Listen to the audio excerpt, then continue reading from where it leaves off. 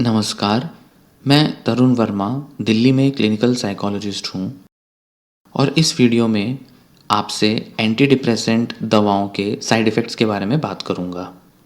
SSRIs selective serotonin reuptake inhibitors जो कि दवाओं की कैटेगरी होती है जो डिप्रेशन के इलाज में दी जाती हैं, वो बहुत कॉमनली यूज़ की जाती हैं, बहुत इफ़ेक्टिव होती हैं, पर उनके साइड इफ़ेक्ट्स भी होते हैं।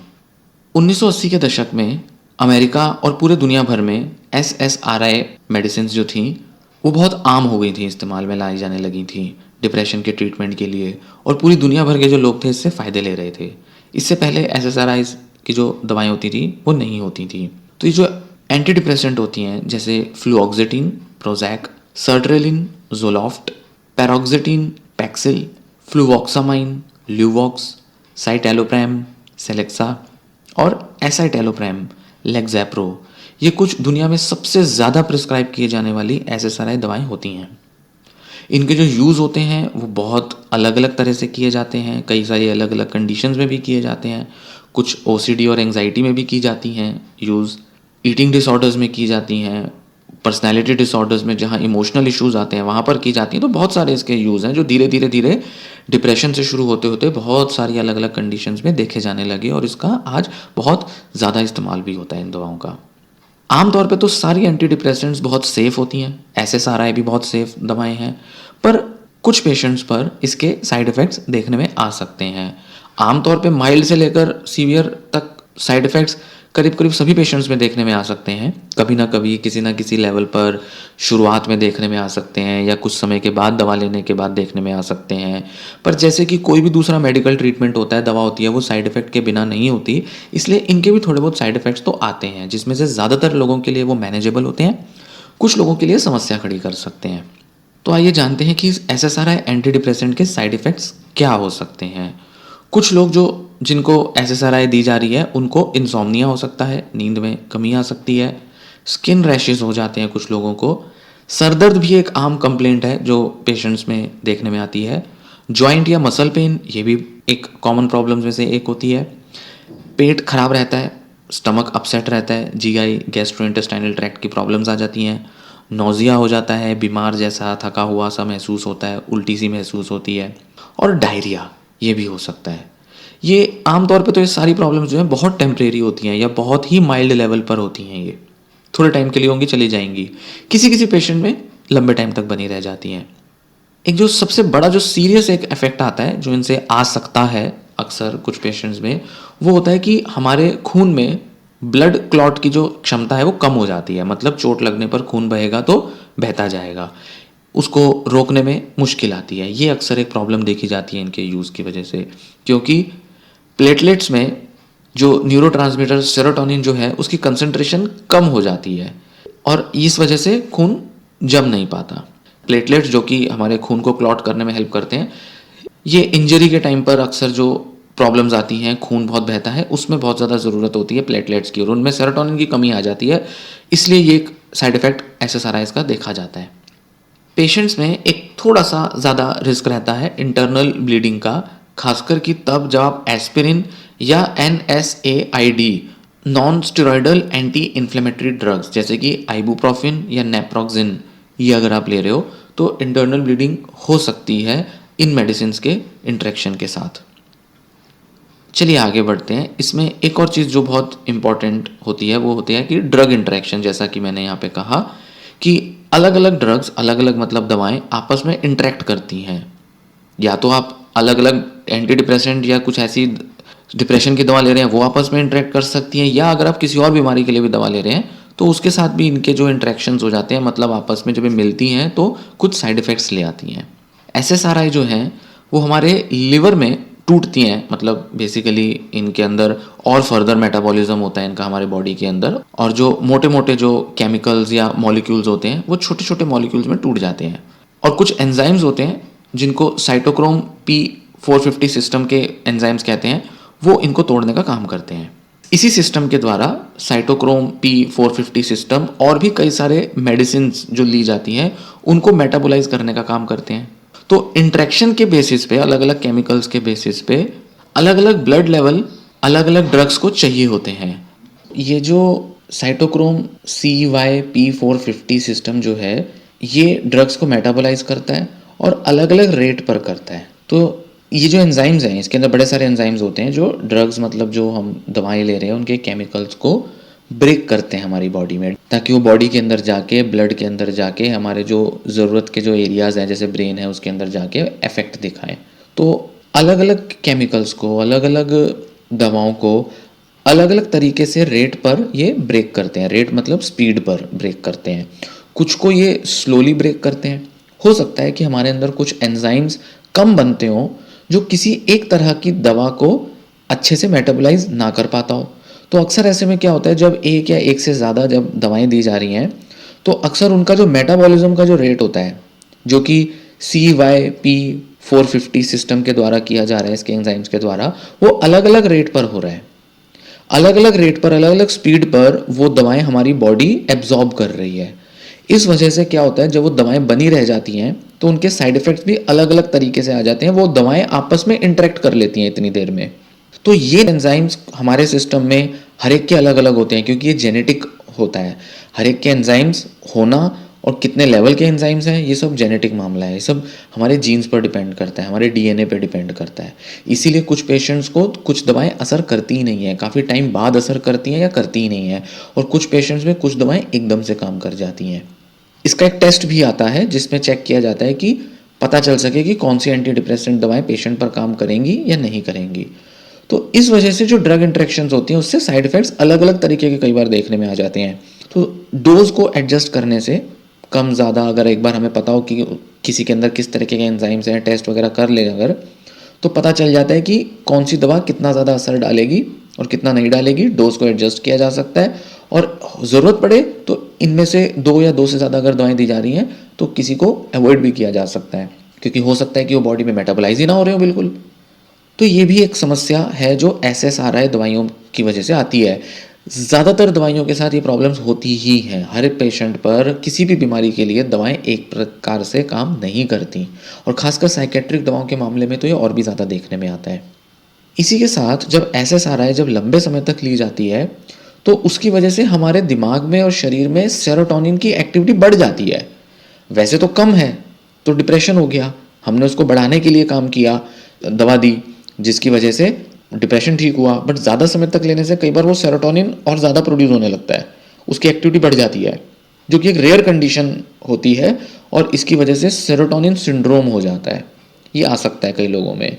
इसमें क्या होता है, दिल बहुत तेज़ तेज़ धड़कता है, पसीना बहुत आने लगता है, बुखार चढ़ जाता है, BP बहुत तेज़ हो जाता है और डिलीरियम, कन्फ्यूजन्स बनने लगती हैं। दिमाग जो है वो होश में नहीं रहता, पता नहीं रहता दिन है रात है, सुबह है सर्दी है गर्मी है, आदमी को मौसम का, आदमी को डे का, तारीख का, ये सब का पता नहीं रहता। आमतौर पे तो SSRIs को दूसरी दवाओं के साथ मिक्स नहीं करना चाहिए। खासकर कि एक हर्बल दवा होती है जिसको सेंट जॉन्स वॉर्ट कहा जाता है। मोनोएमाइन ऑक्सीडेज इनहिबिटर्स MAOIs, ये जो दवाएं होती हैं जैसे कि फेनिलजाइन और क्लोमिप्रामाइन, एनेफ्रेनिल, इनके साथ मिक्स नहीं करना चाहिए। सेरोटोनिन सिंड्रोम तब भी अक्सर रिपोर्ट किया जाता है जब SSRI को लिथियम के साथ कॉम्बाइन किया जाता है, जो कि बायपोलर डिसऑर्डर में बहुत स्टैंडर्ड ट्रीटमेंट कंसिडर किया जाता है, तब भी अक्सर आ जाता है। तो दवाओं के इंटरेक्शन में अक्सर सेरोटोनिन सिंड्रोम या CYP450 की जो मेटाबॉलिक प्रॉब्लम्स हैं वो अक्सर देखने में आती हैं, जिस वजह से साइड इफ़ेक्ट्स अलग अलग तरीके के अलग अलग लेवल पर देखे जा सकते हैं। SSRIs के कुछ सेक्सुअल फंक्शनिंग पर भी इफेक्ट आते हैं। बहुत सारे लोगों का SSRIs की वजह से सेक्सुअल इंटरेस्ट कम हो जाता है, डिज़ायर कम हो जाती है, इच्छा नहीं उठती सेक्स करने की, परफॉर्मेंस पे उनके इफेक्ट पड़ता है, सेटिस्फाइड नहीं हो पाते, या शायद इनमें से सब कुछ हो सकता है। आदमियों में SSRIs की वजह से इजैक्यूलेशन जो होती है वो डिले हो जाती है या बिल्कुल ही बंद हो जाती है, ख़त्म हो सकती है या बहुत ही कम क्वांटिटी में इजैक्यूलेट करते हैं वो। और औरतों में ऑर्गेज़म नहीं हो पाता, या तो उसमें देरी हो जाती है या होता ही नहीं है बिल्कुल ऑर्गेज़म। SSRI एंटी डिप्रेसेंट की डोज को कम करने से इसमें हेल्प हो सकती है सेक्सुअल फंक्शनिंग में। हालांकि उससे प्रॉब्लम ये हो सकती है कि फिर हो सकता है डिप्रेशन पर उसके असर ना पड़े, और डिप्रेशन बढ़ जाएगा तो भी सेक्सुअल प्रॉब्लम्स आनी शुरू हो जाएंगी, इंटरेस्ट नहीं आएगा, डिज़ायर नहीं उठेगी। इसके अलावा एक और सोल्यूशन होता है कि या तो ऐड कर दिया जाए या सब्स्टिट्यूट कर दिया जाए एक और दवा से, बुप्रोपियोन। इससे कर दिया जाए, जो कि एक अलग मैकेनिज्म के साथ डिप्रेशन को कम करती है और शरीर में एक अलग मैकेनिज्म पे काम करती है, और खासकर इससे जो सेक्सुअल साइड इफेक्ट्स हैं वो नहीं आते, तो वो दवा ली जा सकती है। बड़े उम्र के लोगों में एसएसआरआई के वजह से क्या साइड इफेक्ट्स आ सकते हैं? वैसे तो ट्राईसाइक्लिक एंटी डिप्रेसेंट दवाओं के मुकाबले बूढ़े लोगों में एसएसआरआई सेफ होती हैं, क्योंकि वो दिल की धड़कन का जो रेट होता है, रिदम होता है, उसको अफेक्ट नहीं करती हैं, और चक्कर आना, बेहोशी सी होना, ये उनसे बहुत ही कम होता है, जो कि ट्राईसाइक्लिक एंटी डिप्रेसेंट्स में अक्सर देखने में आती हैं। और इस वजह से अक्सर ऐसा देखने में आता है कि ट्राईसाइक्लिक एंटी डिप्रेसेंट्स की वजह से जब पेशेंट कई बार चक्कर आने की वजह से गिर भी जाते हैं, और खासकर बूढ़े लोग होते हैं, उनमें ये कोऑर्डिनेशन की प्रॉब्लम्स, बैलेंस की प्रॉब्लम्स बहुत ज़्यादा देखने में आ सकती हैं। सो एसएसआरआईज इस मामले में सेफ होती हैं, ये प्रॉब्लम्स तो नहीं आती। पर लिवर फंक्शन जो होता है वो ओल्डर लोगों में, बड़े उम्र के लोगों में अक्सर इतना अच्छे से नहीं काम करता।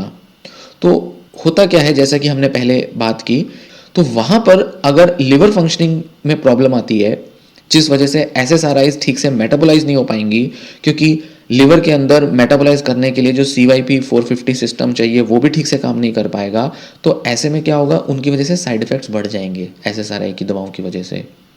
अगर CYP 450 सिस्टम अगर ठीक से दवाओं को मेटाबोलाइज ना कर पाए तो साइड इफेक्ट्स ज़्यादा आते हैं, और तब दवाएं अक्सर जल्दी जल्दी बदलनी पड़ सकती हैं। यह देखना बहुत ज़रूरी होता है। इसलिए ड्रग की इंट्रैक्शंस ओल्ड लोगों में अक्सर ज़्यादा प्रॉब्लमेटिक सिम्टम्स लेकर आती हैं, और खासकर तब जब वो और भी दवाएं ले रहे हो। बूढ़े लोगों को और भी कई तरह की प्रॉब्लम्स होती हैं, उसमें भी प्रॉब्लम आ सकती है। एसएसआरआईज के साथ और एक सरदर्दी हो सकती है, और एक परेशानी का सवाल आ जाता है। इसीलिए बूढ़े लोगों के लिए ये ध्यान रखना ज़रूरी है कि उनको वो दवाएं दी जाएं जो उनके शरीर में बहुत आसानी से मेटाबोलाइज हो पाएँ, जैसे कि सर्ट्रेलिन, ये बहुत अच्छे से उनके शरीर के अंदर मेटाबोलाइज हो जाती है। इसलिए ऐसी दवाओं पर फोकस करना ही ज़रूरी होता है, बट कई बार नहीं दी जाती तो साइड इफ़ेक्ट्स ज़्यादा आते हैं उनको।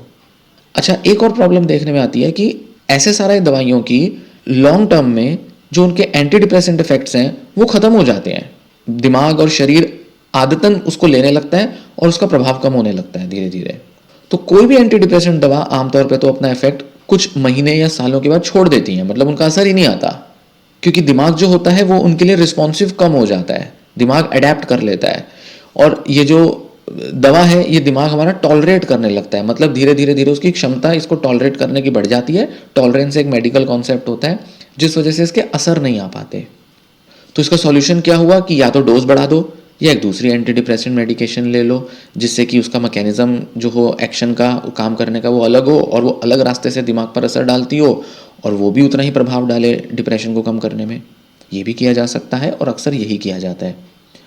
ऐसे सारे दवाइयों को बंद कर देने से भी कई तरह के सिम्टम्स आ जाते हैं। ऐसा कैसे होता है? कौन कौन से सिम्टम्स आते हैं? इनमें से कुछ ऐसे सिम्टम्स आते हैं जो कि अचानक से एसएसआरआई दवाइयाँ रोकने से आ जाते हैं, जैसे कि डिजीनेस, चक्कर आना, कोऑर्डिनेशन की कमी होना, बैलेंस बिगड़ना शरीर का, थकान, फैटीग, शरीर में दर्द होना, ये समस्याएं, टिंगलिंग सी सेंसेशंस होती हैं उंगलियों में, हाथों में, शरीर में, बर्निंग सेंसेशंस हो सकती हैं, जलन महसूस हो सकती है, देखने में थोड़ा धुंधलापन आ सकता है, ब्लड विजन हो जाती है, नींद की कमी आ जाती है, और कई बार सपने भी बहुत बुरे बुरे आने लगते हैं। और कुछ लोगों में अक्सर डायरिया या नौजिया जैसी प्रॉब्लम्स देखने में आती हैं। बुखार भी होने लगता है कई लोगों को, थकान होगी तो बुखार जैसा भी महसूस होने लगेगा, चिड़चिड़ापन बढ़ जाएगा, एंग्जाइटी बढ़ सकती है, और क्राइंग स्पेल्स, रोने का अक्सर मन करता है या अक्सर वो पेशेंट रोते हैं। ये कुछ लोगों में ज़्यादातर देखने में आता है, बट मेनली जो है, जो पहले बताए, चक्कर आना, कंसंट्रेशन की कमी होना, कोऑर्डिनेशन की कमी होना, ये प्रॉब्लम ज़्यादा देखने में आती है। डिसकॉन्टिन्यूएशन सिंड्रोम, जो कि विड्रॉल रिएक्शन को अक्सर कहा जाता है, मतलब दवा को छोड़ने की वजह से जो हमारे शरीर पे जो असर आ रहे हैं, दिमाग में असर आ रहे हैं, उसको विड्रॉल रिएक्शन कहा जाता है, या उसको डिसकॉन्टिन्यूएशन सिंड्रोम भी कह दिया जाता है। ये अक्सर एडिक्शन के मामले में ये टर्म्स यूज़ किए जाते हैं, जब लोग एडिक्शन जिन दवाओं का या जिन ड्रग्स का होता है लोगों को, जब वो दवा लेना, ड्रग्स छोड़ देते हैं या अक्सर वो नहीं ले पाते किसी वजह से, तो अक्सर ये विड्रॉल रिएक्शन आता है। तो दवाओं के मामले में भी ये टर्म्स यूज़ किए जाते हैं। ये जो सिंड्रोम होता है, डिसकॉन्टिन्यूएशन सिंड्रोम, ये बहुत माइल्ड लेवल पर होता है आमतौर पर एसएसआरआई दवाइयों के मामले में, पर कभी कभी ये सीवियर भी हो सकता है। इसलिए एसएसआरआई दवाओं को या कोई भी एंटी डिप्रेसेंट दवा को एकदम से नहीं छोड़ना चाहिए, ना डॉक्टर को छोड़ना चाहिए और ना पेशेंट को छोड़ना चाहिए और ना ही इसके लिए बढ़ावा देना चाहिए। पैरोक्सिटीन जो कि एक दवा है, उसके सबसे ज़्यादा घातक प्रभाव आते हैं, सीवियर और इंटेंस सिम्टम्स आते हैं, डिसकंटिन्यूएशन सिम्टम्स आते हैं जब उसे एकदम से छोड़ दिया जाता है। यहाँ पर उन दवाओं का सबसे ज़्यादा अच्छा प्रभाव देखने में आता है जो लॉन्ग लास्टिंग ड्रग्स होते हैं, मतलब जो शरीर में लेने के बाद जो अपना असर धीरे धीरे लाते हैं और लंबे समय तक एक बार लेने पर भी वो अपना असर बनाए रखते हैं।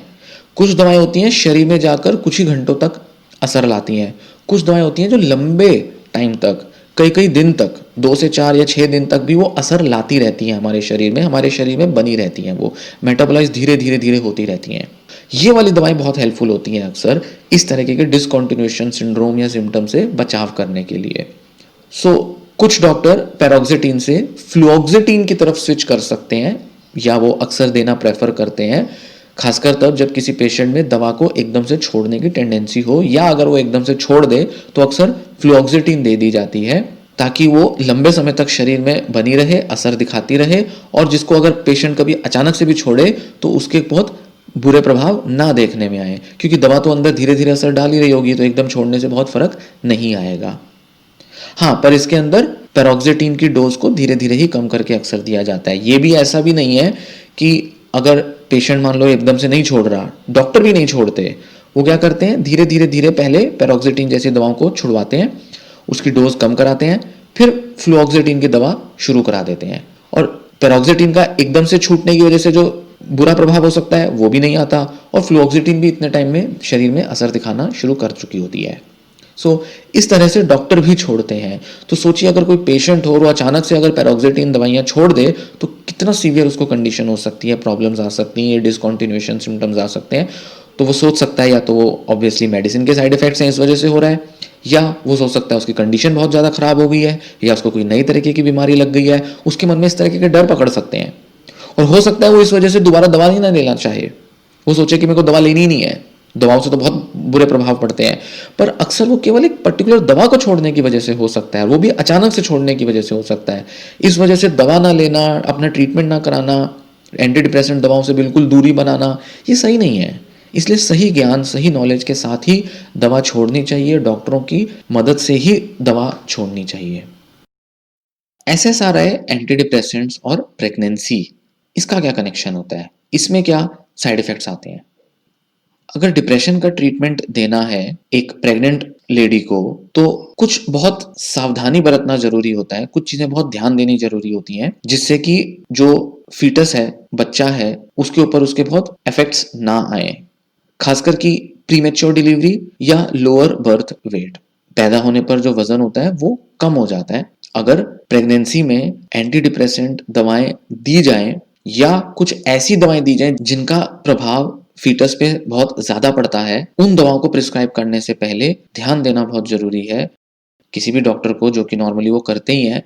और ये जो रिस्क है ये अक्सर बना रहता है प्रेगनेंसी के टाइम पर, इसीलिए अक्सर डॉक्टर्स रिकमेंड करते हैं कि प्रेगनेंसी में दवाओं की बजाय काउंसलिंग या थेरेपी पर फोकस किया जाए और कुछ समय के लिए दवाएं ना ली जाएं, क्योंकि साइकेट्रिक मेडिकेशन अक्सर या तो प्रीमेच्योर डिलीवरी जैसी प्रॉब्लम्स क्रिएट कर देते हैं, या फिर बच्चे के पैदा होने में वजन की कमी आ जाती है, ये वाली प्रॉब्लम्स आ जाती हैं, जिससे कि बड़ी उम्र में जाके लंबे टाइम बाद बहुत सारे दूसरे प्रभाव देखने में आ सकते हैं। इसलिए प्रेगनेंसी में डिप्रेशन को मैनेज करना एक बहुत बड़ा एक रिस्क होता है, बहुत बड़ा एक कंसर्न होता है। रिस्क मतलब जब SSRI दवाइयों से उसको ठीक किया जा रहा है, तो बहुत ज्यादा जो डिप्रेस्ड होती हैं उनको एंटी डिप्रेसेंट दवा लेनी ही पड़ती है जब वो प्रेग्नेंट है, तो वहां एक बहुत बड़ा रिस्क हमेशा बना रहता है उनके लिए। ब्रेस्ट फीडिंग, उसके टाइम इन एंटी डिप्रेसेंट दवाओं का क्या असर आ सकता है, ये भी ध्यान रखने वाली कुछ चीजें हैं, क्योंकि अक्सर जो नई नई मदर बनती हैं या अभी जिनका बच्चा पैदा हुआ है और वो बच्चे को दूध पिला रही हैं, ब्रेस्ट फीडिंग कर रही हैं, उसमें भी ये कुछ ध्यान रखने की चीजें हैं कि अगर एंटी डिप्रेसेंट दवाएं ली जा रही हैं, खासकर SSRIs डिप्रेशन के लिए, तो कुछ पर्टिकुलर दवाएं ली जाती हैं, कुछ पर्टिकुलर नहीं ली जाती हैं। जैसे पैरोक्सिटीन और सर्ट्रेलिन, इसे लेना बेटर होता है। क्यों? क्योंकि ब्रेस्ट मिल्क में, दूध में इनका जो लेवल है वो बहुत ज्यादा नहीं बढ़ता, उसका प्रभाव नहीं आता, मिनिमल सा रहता है, जिसकी वजह से बच्चा जब ये दूध पिएगा तो उसके अंदर ये केमिकल नहीं जाएंगे, क्योंकि ये केमिकल बच्चे में जाकर नेगेटिव असर डाल सकते हैं। तो इसलिए पैरोक्सिटिन, सर्ट्रेलिन जैसी दवाइयाँ ज़्यादा प्रेफर्ड होती हैं। सुसाइडल रिस्क बहुत इंपॉर्टेंट है ये समझना। इस बारे में बहुत चर्चाएँ हुई हैं, बहुत कंट्रोवर्सी का टॉपिक है। बहुत सालों से इस चीज़ को समझा भी गया है, जाना भी गया है कि एंटी डिप्रेसेंट दवाओं के ऐसे रिस्क भी आते हैं कि उससे सुसाइडल टेंडेंसीज़ बढ़ जाती हैं। पेशेंट वॉयलेंट हो सकता है या सेल्फ डिस्ट्रक्टिव हो सकता है, खुद को ख़त्म करने की भावनाएँ उसमें पैदा हो सकती हैं और इस पर बहुत डिबेट चलता आ रहा है। 2004 में एफडीए ने एसएसआरआईज़ के ऊपर एक ब्लैक बॉक्स वार्निंग देना शुरू किया, जो कि आज भी जितनी भी एसएसआरआई दवाइयाँ मिलती हैं बाज़ार में, उनके ऊपर वो वार्निंग दी गई होती है, जो भी कॉमन यूज़ में है एसएसआरआईज़। इसमें सुसाइडल थॉट के रिस्क को, हॉस्टिलिटी को, दूसरों के प्रति गुस्सा होना, चिड़चिड़ापन होना, दूसरों को धिक्कारना, इस तरीके के रिस्क और एजिटेशन, खासकर बच्चों में, टीनेजर्स में और जो भी यंग एडल्ट्स होते हैं उनमें रेस्टलेसनेस, एजिटेशन, गुस्सा, इस तरीके के सिम्टम्स अक्सर देखे जाते हैं, तो इनके अगेंस्ट वार्निंग दी जाती है एसएसआरआईज़ में। मतलब ये सिम्टम्स आ सकते हैं, तो टीनेजर्स पर इसका काफ़ी दुष्प्रभाव पड़ सकता है इनका। गुस्सा, नफ़रत, सुसाइडल थॉट, इस तरीके की चीज़ें आ सकती हैं। 1990 के दशक में बहुत सारी रिसर्च हुई कि बच्चों में और टीनेजर्स में एंटी डिप्रेसेंट किस तरह से प्रिस्क्राइब की जाए और इसके साइड इफेक्ट्स को कैसे कंट्रोल किया जाए और डिप्रेशन को कैसे ट्रीट किया जाए। तो इसका बहुत ज़्यादा इस्तेमाल 1990 के दशक से होने लगा और इस पर काफ़ी रिसर्च भी हुई। और यही वजह थी उस समय 1990 के दशक में जब साइड इफेक्ट्स देखने में आए, रिसर्च में पता चला, तो देखा गया कि ये जो एंटी डिप्रेसेंट्स हैं, एसएसआरआईज़ जो हैं, ये सुसाइडल थॉट्स और वायलेंट बिहेवियर्स को इंड्यूस कर देती हैं।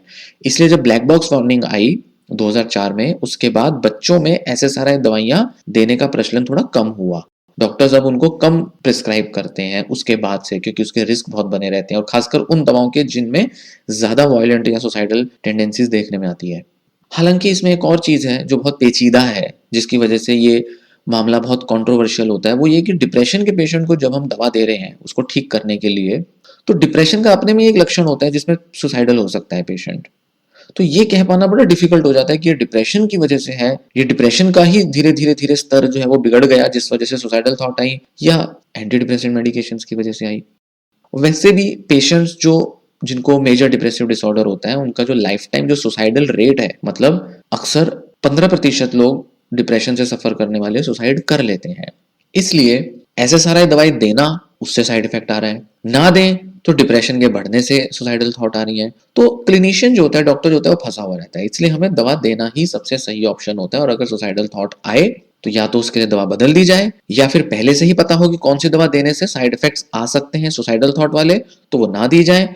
उन चीजों को ध्यान में रखना शायद ज्यादा जरूरी है, बचाए कि दवा ली ही ना जाए इसके बजाय।